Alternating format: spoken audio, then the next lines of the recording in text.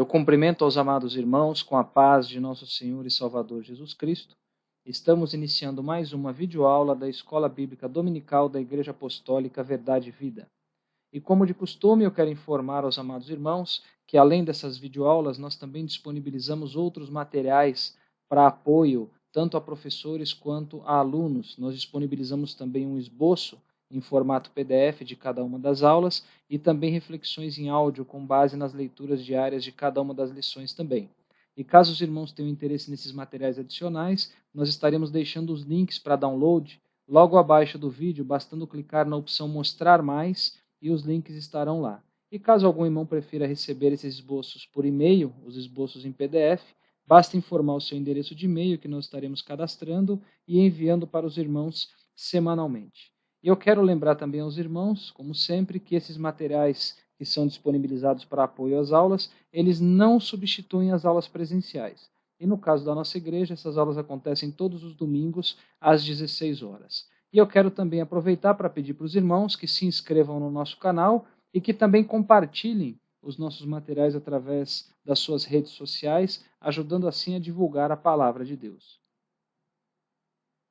Nós estamos estudando neste primeiro trimestre de 2017 o tema As obras da carne e o fruto do Espírito, como o crente pode vencer a verdadeira batalha espiritual travada diariamente. E a lição de hoje é a lição de número 11, que tem por título Vivendo de forma moderada.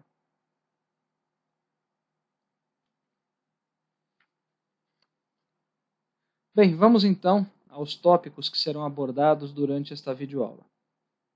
Inicialmente, nós vamos falar sobre duas das obras da carne, que são a prostituição e a glutonaria. Em seguida, nós falaremos sobre a virtude do fruto do Espírito, chamada temperança. E, por fim, nós faremos aí a nossa conclusão, como de costume. A aula de hoje, nós estaremos aí condensando todo o conteúdo em cima desses três tópicos. Bom, vamos então ao primeiro tópico, onde nós falaremos sobre a prostituição e a glutonaria, que, como os irmãos sabem, são duas obras da carne.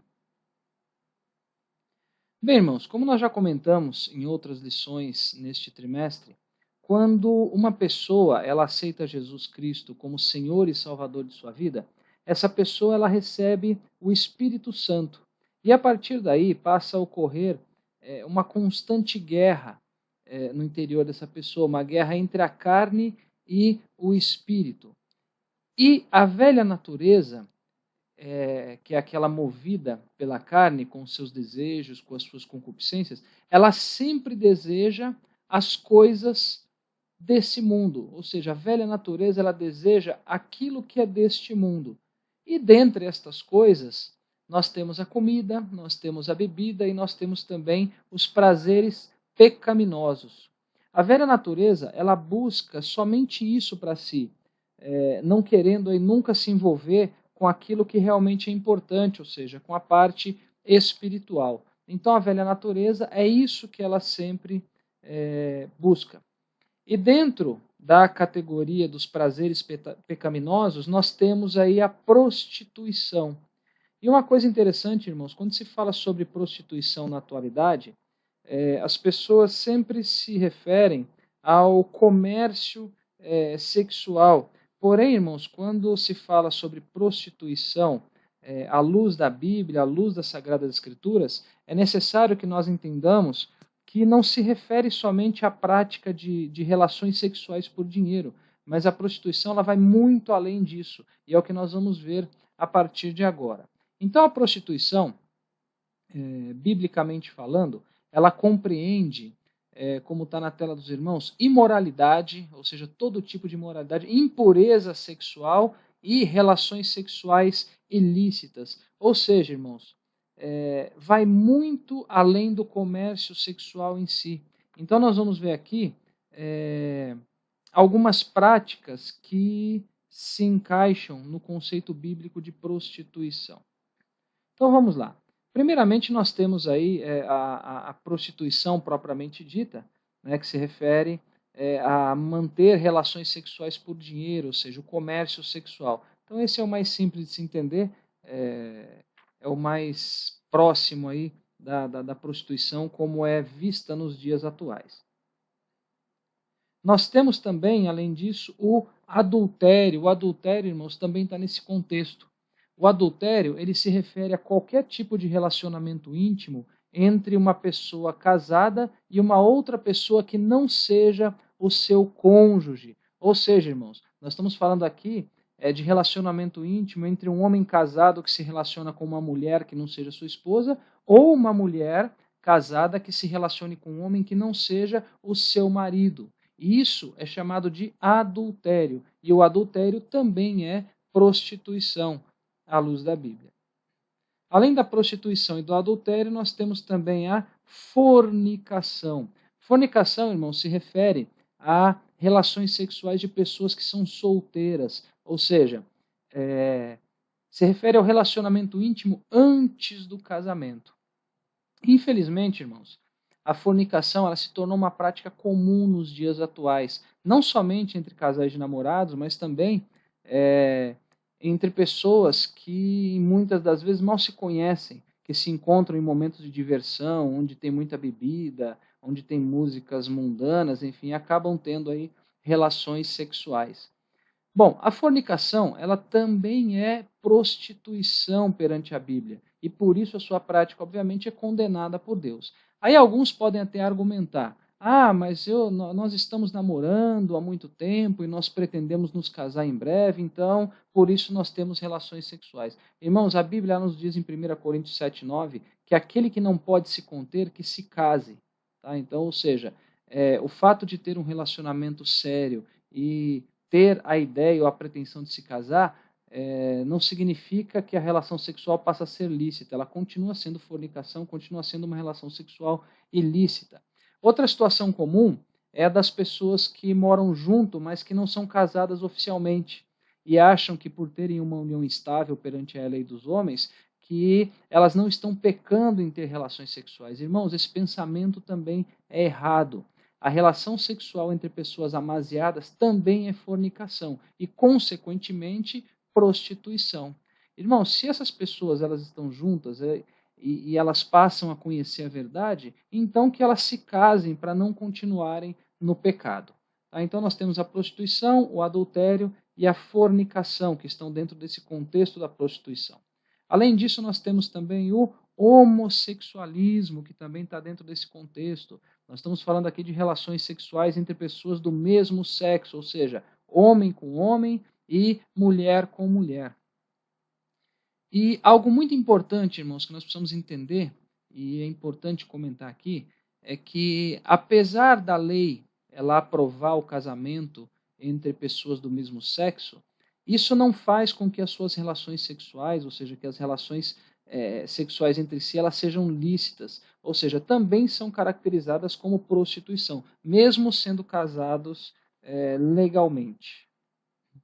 Nós temos também, além da prostituição, adultério, fornicação e homossexualismo, nós temos a pedofilia, que também está dentro dessa categoria da prostituição. A pedofilia, os irmãos sabem que é a relação sexual de adultos com crianças. Temos também a chamada bestialidade. Bestialidade, o que é? É a relação sexual de humanos com animais. É algo assim, extremamente abominável aos olhos do Senhor. E também é um tipo de prostituição. Alguns chamam de zoofilia também, tá? Mas essa é a bestialidade. Outra prática que se enquadra também na prostituição é o chamado incesto, que é a relação sexual entre parentes, pais com filhos, entre irmãos, enfim. Isso também é caracterizado como prostituição. E outras mais. Então reparem, irmãos, que conforme nós comentamos, a prostituição ela vai muito além do comércio sexual, que também é prostituição, mas vai muito além disso. Todos esses casos que foram comentados, o adultério, fornicação, homossexualismo, pedofilia, bestialidade, incesto, enfim, todos esses casos, eles também são formas de prostituição, biblicamente falando. Então, nós falamos aí sobre relações sexuais no que se refere à prostituição. e que isto é condenável pela Bíblia. Então cabe aqui uma pergunta. Deus, ele aprova o sexo? Deus, ele aprova as relações sexuais? Irmãos, a resposta ela é simples e direta. Sim.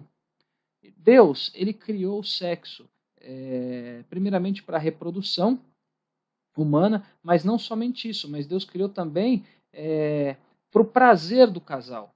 E, portanto, Deus ele aprova, e não somente aprova, mas ele também abençoa as relações sexuais. Agora, desde que se tratem de relações sexuais lícitas, tá? E aí nós temos uma outra pergunta. O que é que caracteriza efetivamente uma relação sexual lícita? Irmãos, uma relação sexual lícita ela é caracterizada pelo seguinte. Primeiro, é uma relação que ela ocorre somente entre cônjuges, tá? Ou seja, somente entre pessoas legitimamente casadas, casadas na lei dos homens e na lei de Deus também. Lembrando que nós estamos falando aqui, irmãos, do casamento bíblico, ou seja, o casamento entre um homem e uma mulher, ou seja, um casal efetivamente. Eu estou frisando isso, irmãos, porque existem nos dias atuais casamentos entre pessoas do mesmo sexo. E também existem casos aí de alguns países onde é permitido o casamento entre mais de duas pessoas. Por exemplo, um homem que se casa com duas ou mais mulheres, ou uma mulher que se casa com mais de um homem, enfim. Isso não é casamento bíblico, tá? Enfim, o sexo ele é lícito e ele é abençoado por Deus quando ele é feito entre um homem e uma mulher que sejam biblicamente casados entre si. E além de ser entre pessoas biblicamente casadas, a relação sexual para ser lícita, ela deve ser natural, ou seja, ela deve ser praticada da maneira correta. Sexo anal, por exemplo, não é considerado como natural e, portanto, não é uma prática abençoada por Deus, mesmo que praticada por um homem e uma mulher devidamente casados. Então, o sexo tem que ser natural, da forma com que Deus aprove, tá? Da forma com que aconteça naturalmente, não da forma com que o mundo diz que tem que ser. Então, o sexo ele tem que ser natural. E além de ser entre cônjuges e natural, o sexo também deve ser altruísta, ou seja, ele não pode ser egoísta.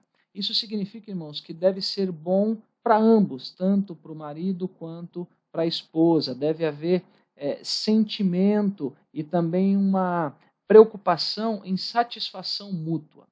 Enfim, Deus, ele abençoa a relação sexual lícita, ou seja, aquela que é entre cônjuges biblicamente casados, lembrando homem e mulher, a relação que é natural e que é altruísta. Ou seja, atendeu essas três situações, é abençoado por Deus. Deus, ele aprova o sexo nessas situações.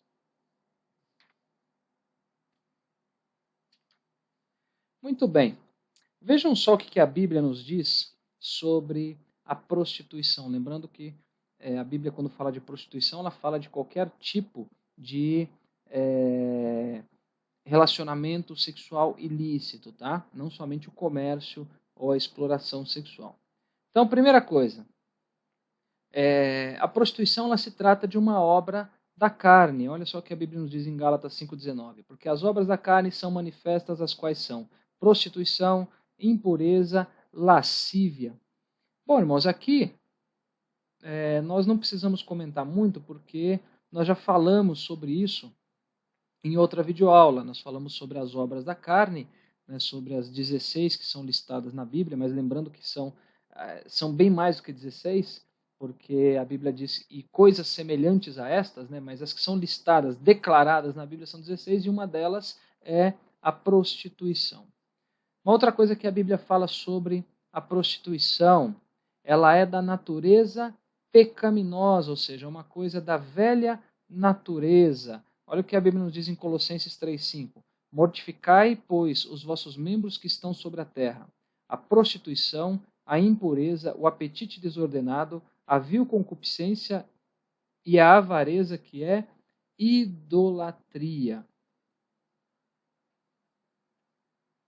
Outra coisa que a Bíblia diz sobre a prostituição. Todos devem se abster dela, ou seja, todos devem se abster da prostituição, devem rejeitar a prostituição. Olha só a Bíblia que nos diz em 1 Tessalonicenses 4:3. Porque esta é a vontade de Deus, a vossa santificação, que vos abstenhais da prostituição. A Bíblia também nos diz que a prostituição é pura imundícia, ou seja, a prostituição é algo imundo. Isso a Bíblia nos comprova lá em Apocalipse 17:4. E a mulher estava vestida de púrpura e de escarlata, adornada com ouro e pedras preciosas e pérolas, e tinha na mão um cálice de ouro cheio das abominações e da imundícia da sua prostituição. Então a prostituição é algo imundo. Outra coisa que a Bíblia fala, a prostituição ela corrompe aquele que a pratica. Olha só, Apocalipse novamente, agora 19:2. Porque verdadeiros e justos são os seus juízos, pois julgou a grande prostituta que havia corrompido a terra com a sua prostituição, e das mãos dela vingou o sangue dos seus servos. Então a prostituição ela corrompe todo aquele que a pratica. E a Bíblia também nos diz que a prostituição é um pecado contra o corpo. Isso aqui é muito importante, irmãos. A prostituição é um pecado contra o corpo, e os irmãos sabem que o nosso corpo ele é templo do Espírito Santo. Isso significa que a prostituição é um pecado contra o templo do Espírito Santo. Olha só o que a Bíblia nos diz em 1 Coríntios 6,18. Fugir da prostituição. Todo pecado que o homem comete é fora do corpo, mas o que se prostitui peca contra o seu próprio corpo. Enfim, então nós temos aí algumas referências bíblicas sobre a prostituição. Não são as únicas, né? A Bíblia ela fala muito sobre prostituição em outras passagens também. Então, para nossa reflexão, vamos ver agora o que a Bíblia nos diz em 1 Coríntios 6,13. Olha só, diz assim a palavra do Senhor. Os manjares são para o ventre e o ventre para os manjares. Deus, porém, aniquilará tanto um como os outros, mas o corpo não é para a prostituição, senão para o Senhor, e o Senhor para o corpo. Irmãos, em outra tradução, a Bíblia ela diz nesse mesmo versículo que o alimento existe para o estômago e que o estômago existe para o alimento, mas que Deus ele vai acabar com os dois. E diz que o nosso corpo ele não existe para praticar a imoralidade, mas sim para servir ao Senhor. E que o Senhor ele cuida do nosso corpo. Então nós estamos falando aqui de usar o corpo para a glória de Deus e não para pecar. Lembrando novamente que o nosso corpo ele é templo do Espírito Santo. Bom, nós falamos aí um pouco sobre prostituição, agora vamos falar um pouco também sobre a glutonaria. Então, primeiramente, vamos entender o que é glutonaria. Então, vamos lá. Glutonaria, ela se refere à gula, qualidade de quem come exagerada e excessivamente. Tá? Aliás, eu quero aproveitar para comentar que nós estamos falando aqui referente à comida, porém, o que nós vamos comentar aqui serve também para bebidas e para uma série de outras coisas, no que se refere aí a exagero, a falta de equilíbrio, enfim, voltando à glutonaria, ela é uma característica daquele que não tem controle para comer. Vejam, irmãos, que interessante. Comer, o ato de comer em si, ele não é pecado, muito pelo contrário, é algo necessário para o nosso corpo. Só que a partir do momento que a pessoa passa a comer demais, aí passa-se a cometer um pecado. Então, comer em si não é pecado, mas quando se come de forma exagerada, de forma excessiva, aí passa a ser pecado, que é o pecado da glutonaria. Tá? Então, quando não se tem controle para comer, comete-se pecado. Além de, obviamente, trazer consequências para o nosso corpo, que, reforçando novamente, é o templo do Espírito Santo. Então, vamos ver aqui o que a Bíblia nos diz sobre esse tema. Então, primeiro em Provérbios 23, versos 20 e 21. Não estejas entre os beberrões de vinho, nem entre os comilões de carne, porque o beberrão e o comilão cairão em pobreza, e a sonolência faz trazer as vestes rotas. Bom, aqui nós vemos que a Bíblia ela adverte para nós não estarmos entre aqueles que são beberrões e aqueles que são comilões. E a Bíblia também diz o que acontece com eles, né, que eles cairão em pobreza e que a sua sonolência faz trazer aí as vestes rotas. A Bíblia nos diz também em Romanos, capítulo 13, versículos 12 e 13. A noite é passada e o dia é chegado. Rejeitemos, pois, as obras das trevas e vistamo-nos das armas da luz. Andemos honestamente como de dia, não em glutonarias, nem em bebedeiras, nem em desonestidades, nem em dissoluções, nem em contendas e inveja. Então, primeiramente, irmãos, para entender de forma correta esse versículo, nós precisamos entender que a palavra noite, que aparece nesse versículo, ela se refere ao tempo presente, ao tempo que nós estamos vivendo, cheio de iniquidades, de pecados, enfim. E a palavra dia, ela se refere ao instante da volta de Cristo. E essa passagem, ela diz que nós devemos andar como de dia, ou seja, irmãos, nós devemos viver sobre a expectativa da volta de Jesus Cristo, não vivendo da maneira que o mundo vive. E nesse contexto é mencionada a glutonaria, e não só a glutonaria, mas também a bebedeira, que são práticas comuns nos dias atuais. Então, enfim, nós estamos sendo advertidos a não agir dessa maneira, ou seja, vivermos sob a perspectiva da volta de Cristo. Depois, nós temos aqui Provérbios 23, 2 também, versão Almeida Revista e Corrigida. E põe uma faca à tua garganta se és homem glutão. E na nova tradução na linguagem de hoje, se você é guloso, controle-se. Tá? Glutão é aquele que pratica a glutonaria. Então, irmãos, aqui está muito claro, principalmente na NTLH, aquele que come muito, ele deve se controlar. Então, novamente, nós temos uma advertência sobre a necessidade de controle no ato de comer.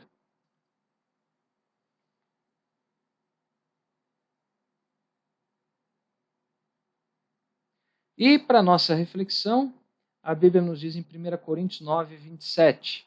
Também coloquei aí as duas versões. Na Almeida Revista Corrigida, antes subjugo o meu corpo e o reduzo à servidão, para que pregando aos outros eu mesmo não venha de alguma maneira a ficar reprovado. E na nova tradução na linguagem de hoje, eu trato o meu corpo duramente e o obrigo a ser completamente controlado, para que depois de ter chamado outros para entrarem na luta, eu mesmo não venha a ser eliminado dela. Então aqui nós vemos uma conhecida passagem onde Paulo ele fala sobre as atitudes dele em relação ao seu corpo, no que se refere ao controle, ou seja, ele está falando sobre manter o corpo em sujeição, controlando aí os desejos, controlando os impulsos e, enfim, as práticas aí que não agradam a Deus. Bom, nós falamos sobre prostituição, falamos um pouco sobre prostituição, falamos também um pouco aí sobre a glutonaria, né, ambos aí como obras da carne, mas a grande pergunta aqui é a seguinte: como combater efetivamente a glutonaria? Como combater efetivamente a prostituição, as bebedices, enfim, como não cometer esses pecados, como não produzir essas obras da carne, tá? E a resposta, ela também é simples e direta, através da virtude da temperança, que é o tema que nós vamos tratar a partir do próximo slide, já iniciando o segundo tópico. Muito bem, após falarmos aí sobre a prostituição e sobre a glutonaria, e tendo também entendido que é através da temperança que nós combatemos essas obras da carne, então agora nós vamos ao próximo tópico, onde nós vamos falar justamente sobre a temperança como virtude do fruto do Espírito. Bom, vamos lá.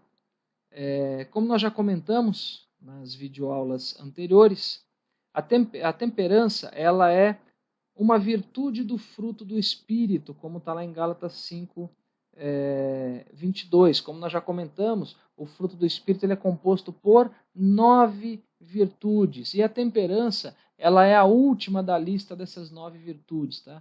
Entendam, quando a gente diz última, não estamos falando que ela é menos importante do que as outras, não é isso. é que ela aparece em último na lista que consta em Gálatas 5:22. E juntamente com a fé e com a mansidão, que nós já estudamos sobre essas duas virtudes, a temperança ela está no grupo das virtudes do fruto do Espírito em relação ao próprio portador, ou seja, em relação a si mesmo. E a temperança ela também é conhecida como fruto da disciplina. Os irmãos vão entender no decorrer dos próximos slides porque é que ela é chamada de fruto da disciplina. Os irmãos vão ver que temperança está muito ligado ao ato de ser disciplinado.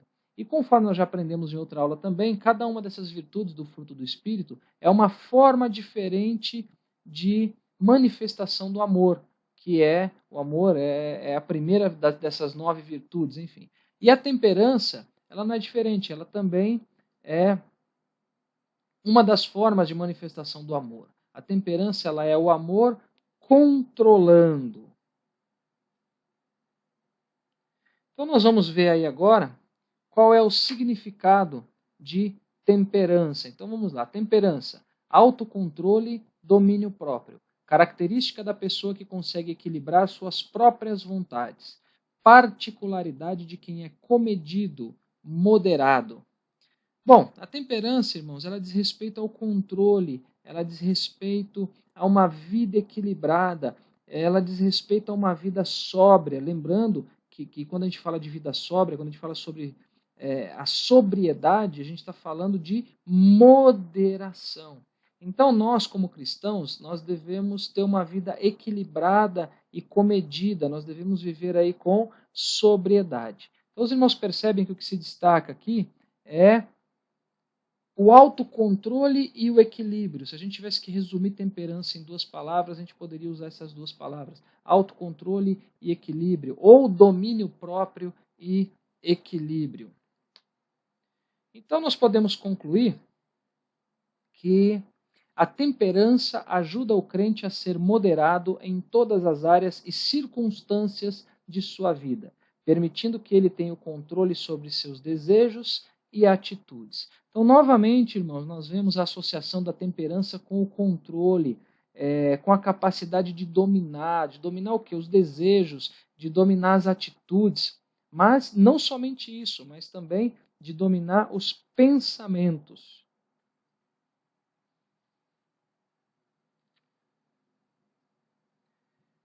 Então, para que o crente ele possa vencer os desejos e se controlar, é necessário que ele tenha a temperança. E essa temperança ela é necessária basicamente em 3 pontos distintos, vamos assim chamar. Então é necessário ter temperança nas atitudes, né, nas ações, é necessário ter temperança nas palavras, ou seja, temperança no falar, e também é necessário ter temperança nos pensamentos. Tá? Então nós temos que ter temperança no agir, nós temos que ter temperança no falar e nós temos que ter temperança também no pensar. E nos próximos slides nós vamos abordar com detalhes essas 3 áreas ou esses 3 pontos em que a temperança ela se faz necessária. Então a gente vai detalhar aí cada uma delas. Tá? Então, primeiramente, nós vamos falar sobre a temperança nas atitudes, ou seja, a temperança no agir.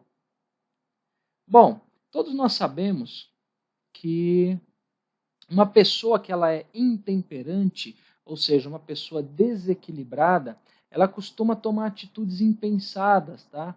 E atitudes essas que trazem consequências. E muitas dessas consequências, elas não são somente para a pessoa que é intemperante, mas também para os outros aí que estejam à sua volta. Então nós vamos ver aqui algumas consequências na vida de pessoas que são intemperantes, intemperantes no que diz respeito ao seu agir. Lembrando que a gente está falando primeiro da temperança nas atitudes, a temperança no agir. Então, uma dessas consequências que a gente pode mencionar aqui são as brigas. Normalmente, uma pessoa que ela é intemperante nas atitudes é aquela pessoa que não leva desaforo para casa. E por isso ela acaba em muitas ocasiões causando discórdia com outras pessoas e até partindo para agressões físicas quando tem problemas. Por exemplo, um exemplo típico que a gente pode citar. Quantas brigas acontecem no trânsito por causa de pessoas intemperantes?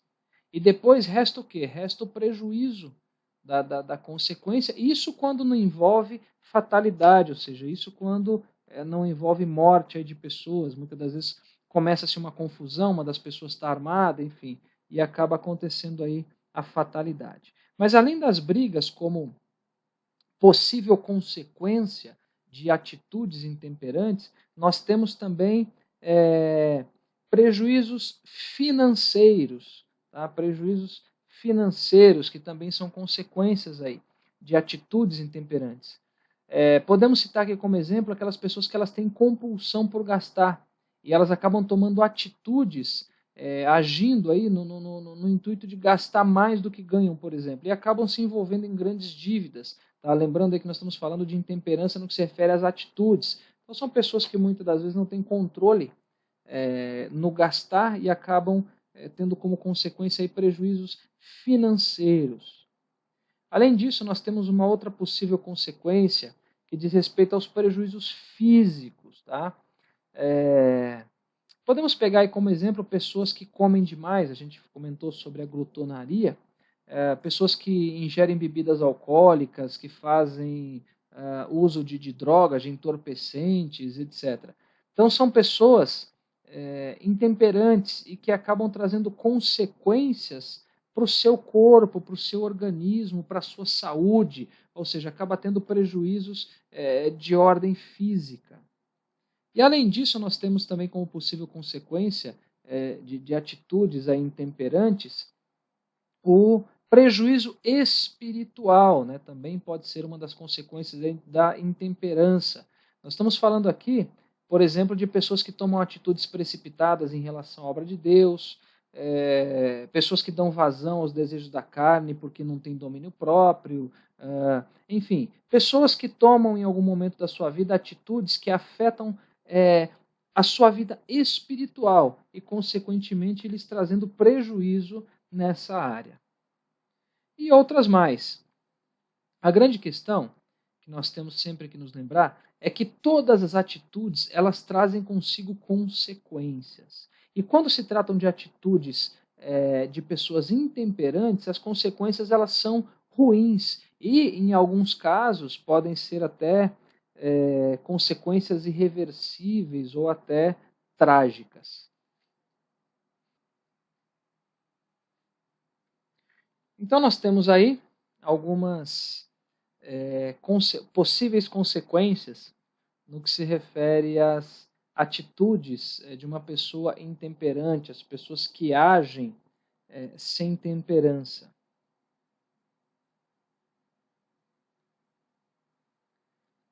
E nesse contexto, então, nós temos que ter domínio próprio, ou seja, nós temos que ter temperança nas atitudes, temperança no nosso agir. Lembrando, irmãos, que por se tratar de uma virtude do fruto do Espírito, a temperança só é possível pela ação do Espírito Santo em nós, ou seja, não vem de nós mesmos isso, é o Espírito Santo quem produz esta qualidade, quem produz essa virtude em nós, porque ela faz parte do fruto do Espírito, não é um fruto humano, tá? E esse domínio próprio, ele traz consigo também a ideia de equilíbrio. Aí equilíbrio de uma forma bastante abrangente, equilíbrio espiritual, equilíbrio físico, equilíbrio mental e equilíbrio emocional. Irmãos, a temperança, ela faz com que a pessoa não faça aquilo que é pecado, não dando vazão aos desejos da carne. E com relação àquilo que não é pecado, a temperança ela faz com que a pessoa seja equilibrada. Vamos pegar aqui um exemplo para ficar mais claro isso para os irmãos. Vamos pegar o exemplo da prostituição e da glutonaria, que nós já falamos sobre esses temas. A temperança ela faz com que uma pessoa não se prostitua, ou seja, não deixa ela cometer esse pecado. Agora, em relação à comida, não existe pecado no ato de comer. Então a temperança ela atua de outra maneira. Ela atua de maneira a garantir o equilíbrio, ou seja, comer, mas não de forma exagerada.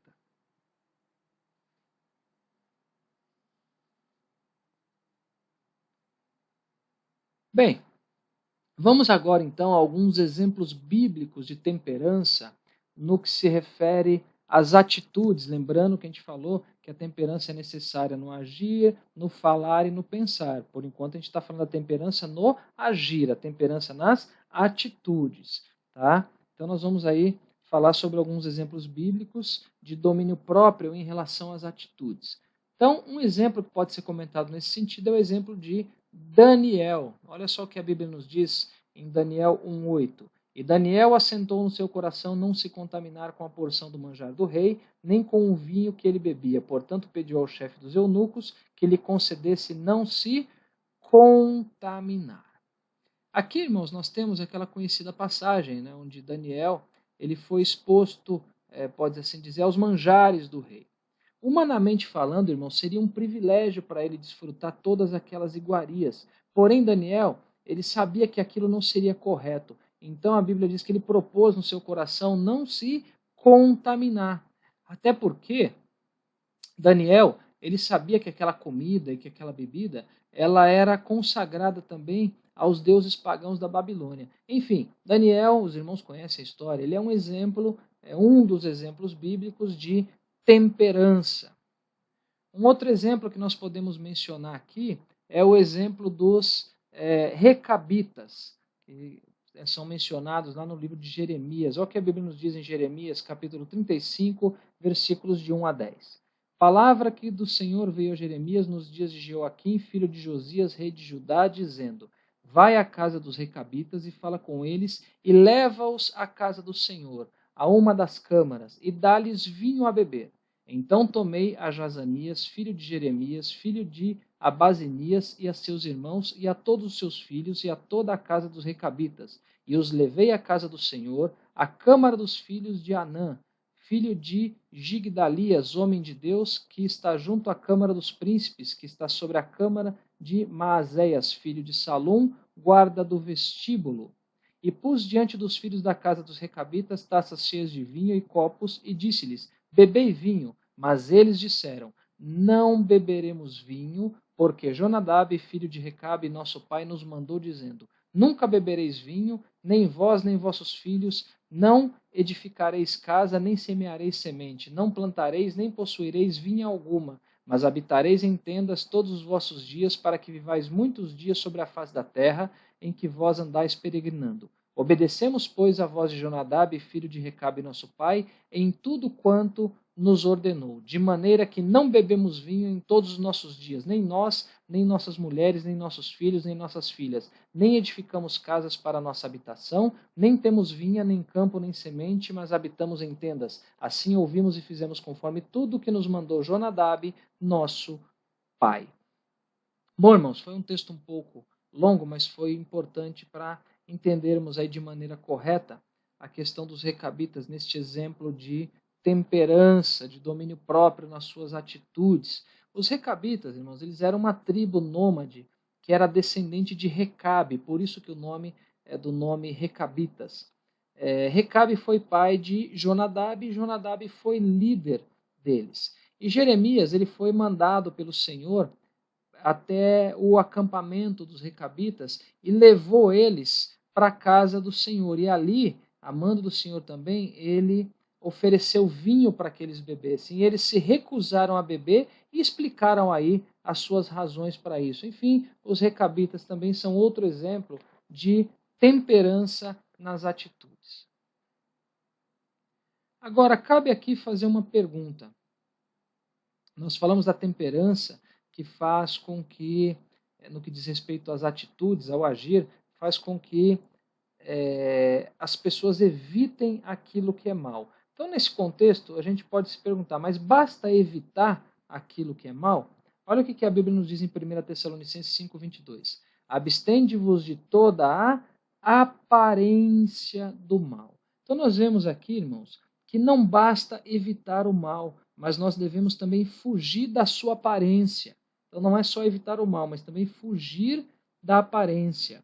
Eu não vou me aprofundar muito nesse tema, mas os irmãos sabem que a Bíblia nos diz que todas as coisas nos são lícitas, mas nem todas as coisas nos convêm. Todas as coisas nos são lícitas, mas nós não devemos nos deixar dominar por nenhuma delas. Então, além de evitar o mal, nós temos que fugir também, nos abster da aparência do mal.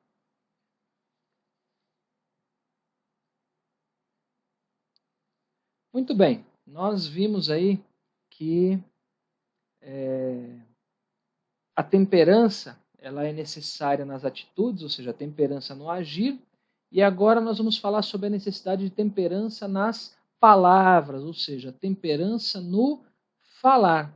Infelizmente, muitas pessoas, elas até conseguem controlar suas atitudes, mas elas, em muitos casos, não conseguem controlar a sua língua. Então, nós vamos falar sobre isso agora.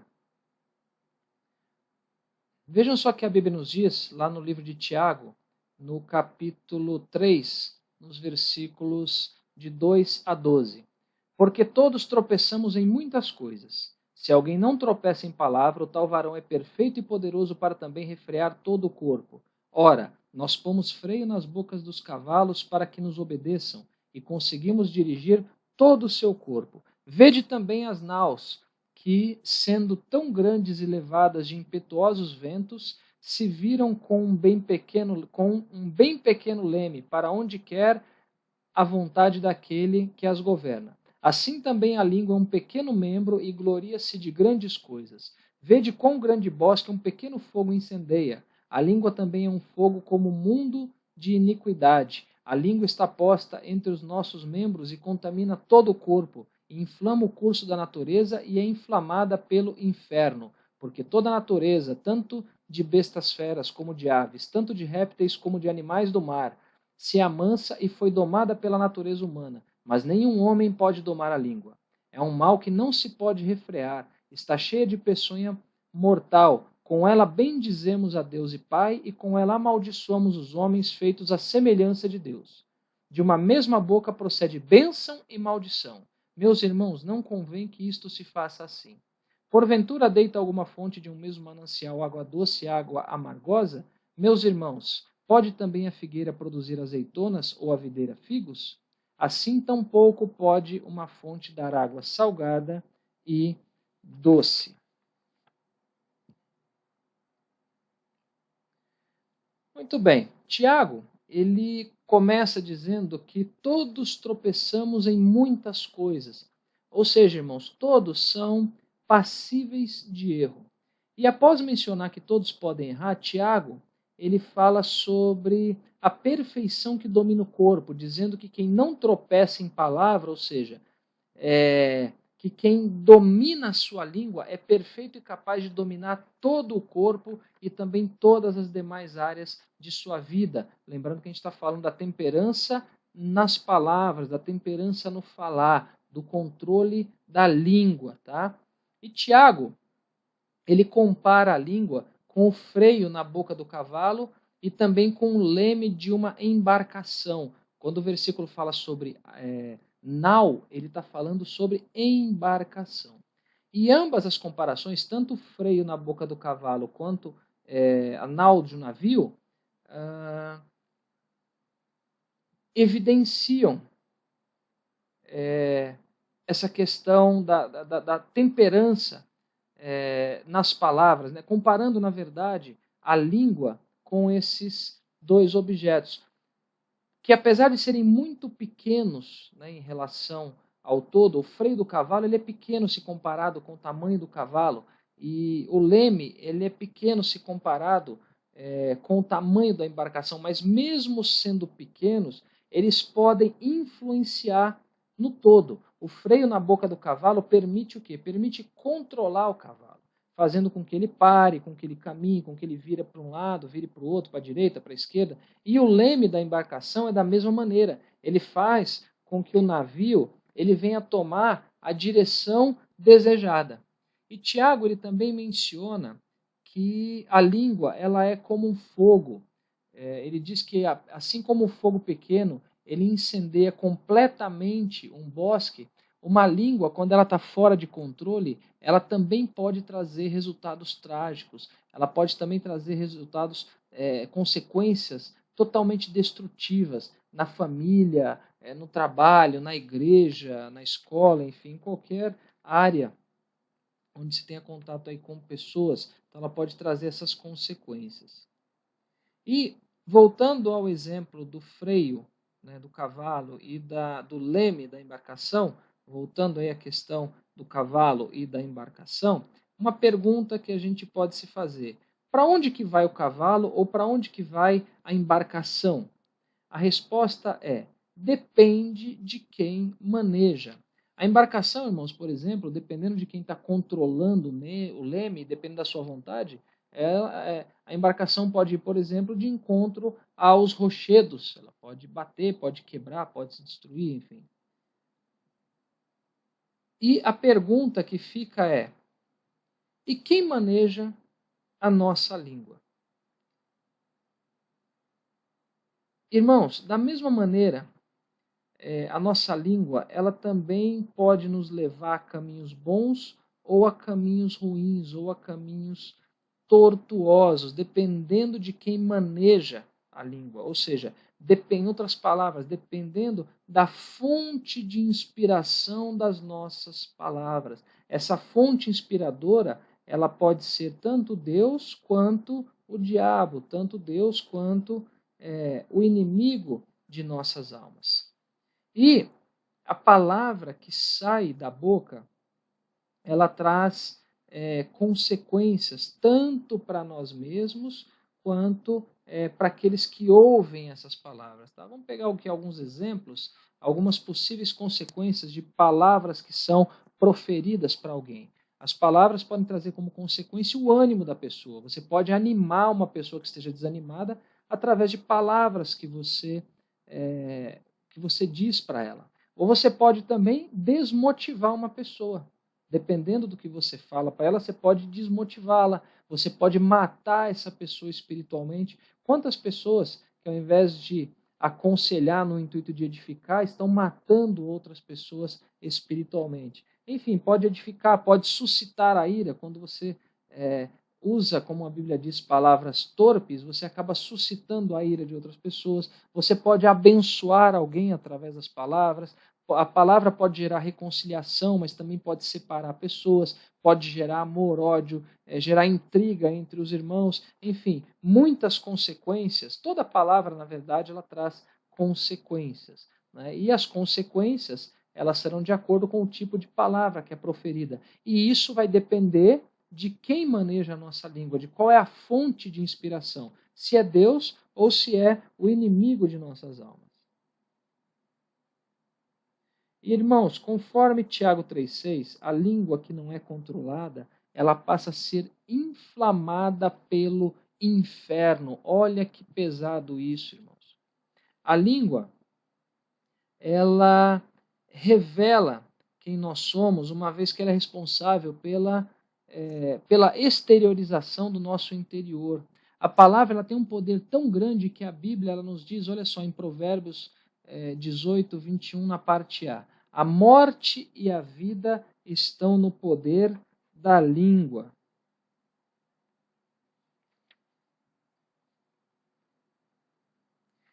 A língua humana, irmãos, ela é tão terrível que Tiago, ele também afirma que toda a natureza, incluindo aí os animais ferozes, os animais mais perigosos, eles podem ser domados pelo homem. Só que a própria língua, ela não pode ser dominada por ele. O homem não consegue dominar a própria língua. E lá no capítulo 3, versículo 10 de Tiago, a Bíblia diz que de uma mesma boca procede bênçãos ou maldições. Porém, não convém que isso se faça assim. Aí, se de uma boca procede tanto bênção como maldição, então a pergunta que fica é: o que determina se a língua será bênção ou será maldição? Irmãos, a resposta está lá em Mateus capítulo 12, versículo 34, na parte B, que diz assim: pois do que há em abundância no coração, disso fala a boca. Ou seja, irmãos, o que determina se a língua ela vai ser um canal de bênção ou se vai ser um canal de maldição é o nosso coração. Irmãos, nesses versículos de Tiago, pode até parecer à primeira vista que existem aí contradições. Pode parecer à primeira vista. Porque, ao mesmo tempo que a Bíblia nos ensina que nós devemos refrear nossa língua, Tiago ele afirma que o homem não é capaz de controlar a língua. Como que isso é possível? Isso parece uma contradição à primeira vista. Irmãos, é fácil entender isso, não existe contradição nenhuma. Imagine o seguinte, imagine que a língua ela é um cano, e esse cano está ligado numa caixa d'água que é o nosso coração. Imagine isso, tentem imaginar isso na mente de vocês. A única maneira de garantir que esse cano vai trazer água boa seria garantindo que, primeiramente, que a caixa d'água esteja limpa. Não vai vir água limpa de uma caixa d'água que esteja suja. Então, a primeira coisa, a caixa d'água tem que estar limpa. E a fonte de água que enche essa caixa d'água também tem que ser boa. Não adianta a caixa d'água estar limpa, mas a fonte que enche essa caixa está trazendo água suja. Trazendo para o lado espiritual agora, irmãos. Nossa língua, ela somente vai ser um canal de bênção se o nosso coração estiver cheio de coisas boas. Ou seja, se ele estiver livre de impurezas, tá? E se o nosso coração ele for entregue a Deus, além de eliminar as impurezas, ou seja, além das impurezas deixarem de existir no nosso coração, nós também vamos ter a garantia de que a fonte que vai encher os nossos corações também é pura. Então, portanto, nós só podemos controlar a nossa língua se o nosso coração for controlado por Deus. Esse é o segredo, irmãos. A partir do momento que Deus passa a controlar o nosso coração, o Espírito Santo passa a agir em nossas vidas, nos fazendo frutificar, produzindo as virtudes do fruto do Espírito, incluindo a temperança, incluindo o autocontrole, incluindo o domínio próprio, que engloba também as nossas palavras, aquilo que a gente fala. Tá? Então, em resumo, nós não somos capazes, com nossas próprias forças, de domar a nossa língua. Apenas com a ação do Espírito Santo é que nós podemos fazer isso, é que nós conseguimos dominá-la, não é pelos nossos esforços. Tá? Então, é por isso que, ao mesmo tempo que a Bíblia diz que nós temos que domar as palavras, ela também diz que a gente não consegue fazer isso, porque somente pela ação do Espírito Santo. E aí uma pergunta para a nossa reflexão. Nós estamos sendo canais de bênção através de nossas palavras no nosso lar? Irmãos, quantos pais que veem os filhos, por exemplo, fazendo algo errado e no momento de ira, no momento de fúria, alguns dizem, sei lá, esse capeta não para de fazer isso, ou esposas que dizem, lá vem meu marido bêbado novamente, parece que está endemoniado, enfim. Irmãos, lembrem-se, nós temos que abençoar, nós temos que sempre abençoar a nossa família, independente da circunstância pela qual estejamos passando. Né? Existe poder nas palavras, existe poder, então nós temos que proferir palavras de bênção e nunca de maldição. E um ponto muito importante, olha só o que a Bíblia nos diz em Tiago 1,26. Isso aqui é para a meditação de todos nós cristãos, irmãos. Se alguém entre vós cuida ser religioso e não refreia sua língua, antes engana o seu coração, a religião desse é vã. Irmãos, isso significa que se alguém se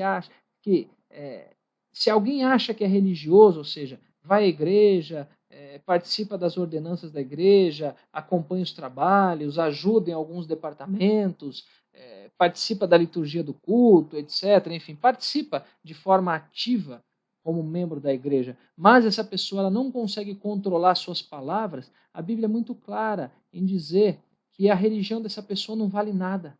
Essa pessoa está enganando a si mesma. Isso significa, irmãos, em outras palavras, crente que fica falando mal do outro, que fica discutindo, que fica batendo, fica usando a língua como um canal de maldição, a religião dele não está valendo absolutamente nada. Ele está enganando a si mesmo.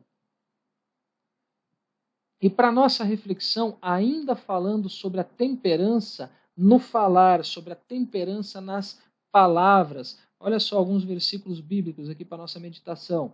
Primeiro Provérbios 13:3. O que guarda a sua boca conserva a sua alma, mas o que muito abre os lábios tem perturbação. Olha que interessante, irmãos, aquele que fala demais, aquele que não controla a sua língua, é um perturbado. É isso que Provérbios está dizendo para a gente. Depois nós temos Salmos 34:13.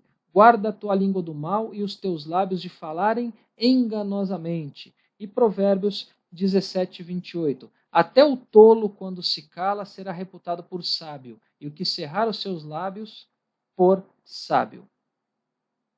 Ou seja, até um tolo, quando não abre a boca, ele acaba sendo sábio. Enfim, os irmãos percebem que a Bíblia ela tem muitas advertências no que diz respeito à língua, no que diz respeito ao falar. Muito bem, nós falamos sobre a necessidade de temperança nas atitudes, ou seja, temperança no agir. Nós falamos da necessidade de temperança nas palavras, ou seja, a temperança no falar. E agora nós vamos falar sobre a necessidade de temperança nos pensamentos, ou seja, a temperança no pensar. Então, como os irmãos sabem, e nós já estudamos sobre isso,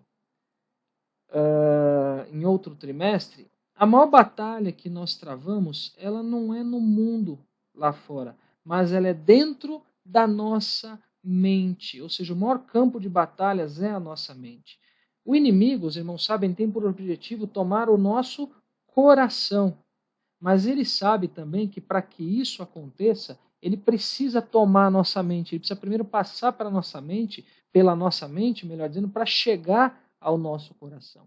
E olha o que Tiago nos diz no capítulo 1, versículos 14 e 15. Mas cada um é tentado quando atraído e engodado pela sua própria concupiscência. Depois, havendo a concupiscência concebido, dá à luz o pecado, e o pecado sendo consumado gera a morte. Então reparem que Tiago, aqui ele fala sobre a tentação. Então nós precisamos saber o que é tentação efetivamente. Irmãos, a tentação nada mais é do que pensamentos que invadem a mente humana e que tentam seduzi-la à prática do mal. Eu não vou me aprofundar muito nesse tema sobre a tentação, primeiro porque não é o propósito da lição de hoje, e também porque nós já falamos muito sobre esse tema em outra videoaula. Mas o importante saber aqui é que a tentação ela se refere a esses pensamentos que invadem a nossa mente que tentam seduzir-nos à prática do mal. Ou seja, o que nós precisamos entender nesses versículos 14 e 15, nós estamos falando aqui sobre pensamentos que levam ao pecado. Ou seja, irmãos, o pecado ele nasce primeiramente na nossa mente. Ele nasce na nossa mente. E por isso nós precisamos vigiar, ou seja, nós precisamos ter temperança também nos nossos pensamentos. Irmãos, existem pessoas que até controlam as suas atitudes, algumas conseguem aí controlar suas palavras, mas algumas delas têm seus pensamentos completamente impuros. Isso ocorre, irmãos, porque as pessoas elas têm aquela sensação errônea de que por se tratarem de pensamentos que ninguém vai saber. Então que não tem problema. Irmãos, nós sabemos que o nosso Deus, ele conhece tudo e conhece também todos os nossos pensamentos. E uma das coisas necessárias para dominar, ou seja, para ter o controle sobre os nossos pensamentos, é ocupar a nossa mente com coisas que edificam, ou seja, ocupar a nossa mente com as coisas que vêm de cima. Olha só, irmãos, que interessante o que Paulo diz em Filipenses, na sua carta aos Filipenses, capítulo 4, versículo 8.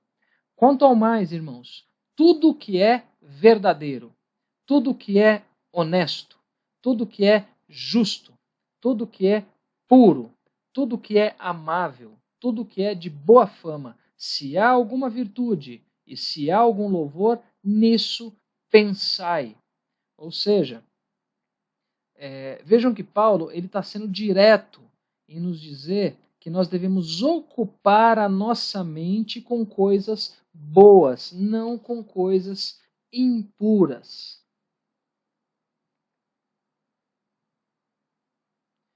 Então, como nós vimos aí, a temperança ela é necessária nessas três áreas, nas atitudes, nas palavras e nos pensamentos, ou seja, temperança no agir, temperança no falar e temperança no pensar. Lembrando que quando se fala de temperança nas palavras, temperança no falar, nós estamos dizendo que não basta simplesmente dizer aquilo que é certo, aquilo que é correto.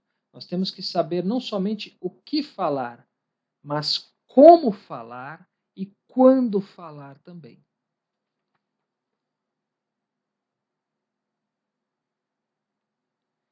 Bom, vamos ver agora, irmãos, alguns versículos bastante interessantes que nos mostram a importância da temperança para aqueles que trabalham na obra de Deus. Tá? Principalmente, irmãos, a liderança, ou seja, principalmente aqueles que exercem cargos de liderança na igreja. Nós vamos ver que a temperança ela é muito importante para eles. Então vamos ver aqui alguns versículos dentro deste contexto. Primeiro, nós vamos ver aqui 1 Timóteo capítulo 3, versículos 1 e 2. Nós já estudamos bastante sobre Timóteo, sobre Tito, quando nós estudamos as cartas pastorais, e nós vimos sobre isso, mas ele é muito importante a gente rever isso. Tá? Então vamos lá, 1 Timóteo 3, versículos 1 e 2. Esta é uma palavra fiel. Se alguém deseja o episcopado, excelente obra deseja. Convém, pois, que o bispo seja irrepreensível, marido de uma mulher, vigilante, sóbrio, honesto, hospitaleiro e apto para ensinar. Então nós vemos aqui, irmãos, que o bispo, lembrando aos irmãos que bispo, pastor e presbítero na Bíblia representam a mesma coisa, vamos dizer assim, a mesma função, tá? O bispo, ele deve ter temperança, ou seja, ele deve ter autocontrole, ele deve ter domínio próprio, tá? Ele fala aqui, por exemplo, sobre sóbrio, ser sóbrio, ter sobriedade, ou seja, ter equilíbrio, ter controle. E algo interessante nesse versículo também, irmãos, é que Paulo diz para Timóteo que aquele que deseja o episcopado, ou seja, aquele que deseja ser pastor, excelente obra deseja. Aqui, irmãos, não se trata somente de, vamos dizer assim, um desejo excelente, mas acima disso quer dizer que a obra ela deve ser feita com excelência, tá? Enfim, voltando aí ao tema, o bispo ele deve ser temperante. Vamos ver aqui outro versículo agora. 1 Timóteo, ainda capítulo 3, versículo 8. Da mesma sorte os diáconos sejam honestos, não de língua dobre, não dados a muito vinho, não cobiçosos de torpe ganância. Então aqui fala sobre a necessidade de temperança dos diáconos, usando aí nesse contexto a necessidade de não ser inclinado ao vinho. Lembrando que isso também tem a ver com temperança. 1 Timóteo 3,11. Da mesma sorte as mulheres sejam honestas, não maldizentes, sóbrias e fiéis em tudo. Irmãos, sobre as mulheres nesse versículo, existem duas linhas de pensamento ou duas linhas de interpretação diferentes. Uma delas diz que se tratam de diaconisas e outra diz que se tratam das esposas dos diáconos. Tá? Mas, enfim, independentemente da linha de pensamento, o versículo é direto em dizer que as mulheres elas devem ser sóbrias, ou seja, elas devem agir com sobriedade, que nada mais é do que ser temperante. Tá?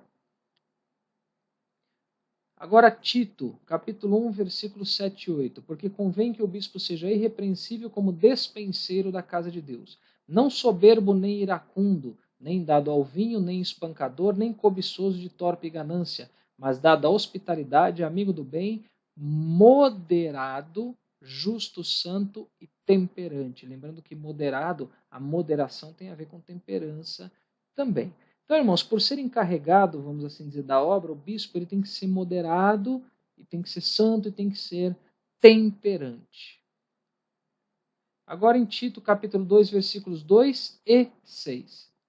Versículo 2. Os velhos que sejam sóbrios, graves, prudentes, sãos na fé, no amor e na paciência. Agora versículo 6. Exorta semelhantemente os jovens a que sejam moderados. Então nós vemos aqui que os idosos eles devem ser ensinados a serem sóbrios, ou seja, a serem temperantes, e os jovens também devem ser ensinados da mesma forma para também serem temperantes. E agora em Tito, ainda no capítulo 2, versículos 3 a 5.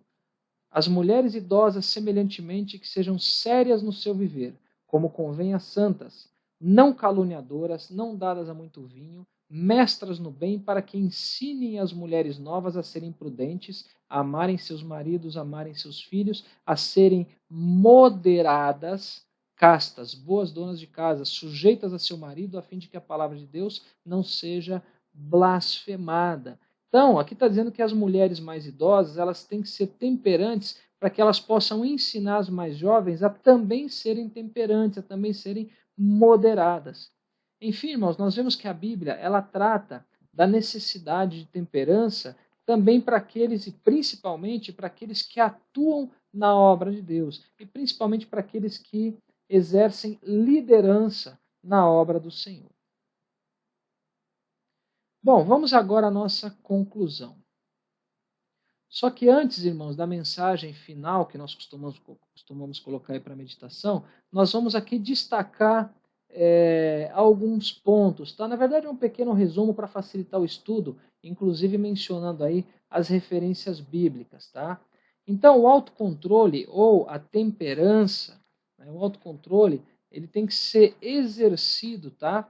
Ele tem que ser exercido, primeiro, em relação à língua, conforme Tiago 3,2, né, conforme nós comentamos, nós devemos controlar a língua, ou seja, nós devemos ter temperança nas palavras, temperança no falar. Tem que existir também o autocontrole em relação ao desejo sexual, conforme Romanos 6,12.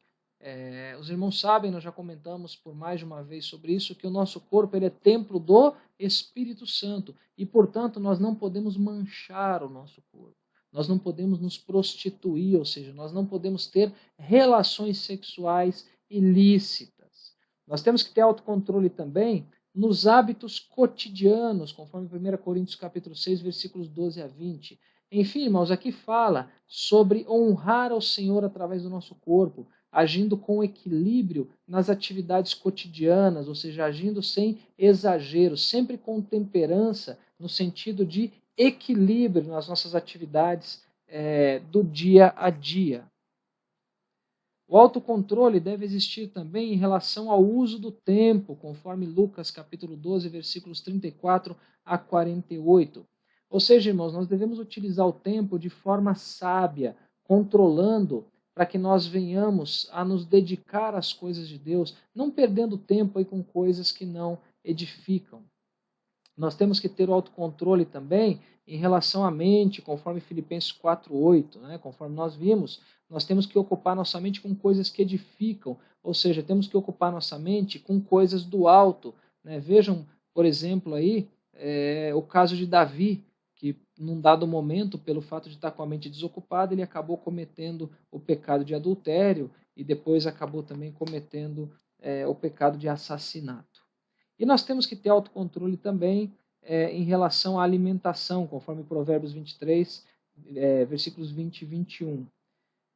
Ou seja, já falamos sobre isso também, que comer demais também é pecaminoso. Então nós devemos ser temperantes também em relação à alimentação, cuidando aí do templo do Espírito Santo. Enfim, um pequeno resumo aí. Temos que ter autocontrole em relação à língua, ao desejo sexual, hábitos cotidianos, ao uso do tempo, em relação à mente, em relação à alimentação. E para finalizar, segue aí a nossa mensagem final para conclusão. Na vida do cristão sincero não pode existir o descontrole, o desgoverno, o desperdício, a desordem, etc. A temperança, como virtude do fruto do Espírito, é a renúncia de tudo isso. Todo cristão deve viver uma vida piedosa, moderada, comedida e equilibrada, onde apenas o Espírito Santo predomine. Enfim, irmãos, a temperança ela é necessária para a nossa caminhada cristã. E, da mesma forma que as demais virtudes, o cristão que não possui temperança, ele deve buscar, orando ao Espírito Santo, para que venha produzir essa importante qualidade em sua vida. Bom, nós aprendemos aí na aula de hoje sobre a última virtude que é listada ali na relação de virtudes do fruto do Espírito, conforme Gálatas 5:22. E na próxima aula, querendo Deus, nós vamos falar sobre a mais importante das virtudes, que foi deixada para ser abordado aí por último, que é a virtude do amor. Enfim, chegamos aí ao final de mais uma videoaula. Que Deus abençoe os irmãos e eu amo cada um de vocês em Cristo Jesus.